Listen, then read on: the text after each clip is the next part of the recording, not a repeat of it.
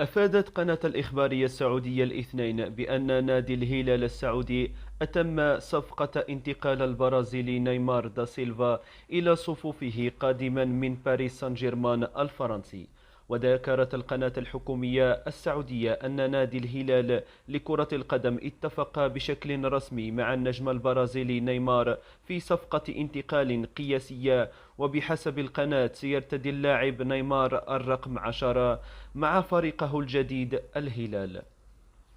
وكانت شبكة جلوبو البرازيلية ذكرت أن الهلال السعودي توصل لاتفاق مع باريس صباح الاثنين بشأن صفقة نيمار، فيما قالت شبكة أخبار ذا أتلتيك إن نيمار خضع للكشف الطبي الاثنين مع الهلال السعودي.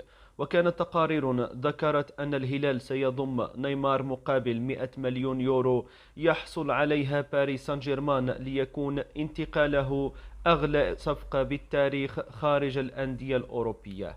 ومن المنتظر أن يحصل نيمار على راتب يبلغ 320 مليون يورو مع الهلال خلال عقده الذي يمتد لموسمين وفق الإعلان الرسمي.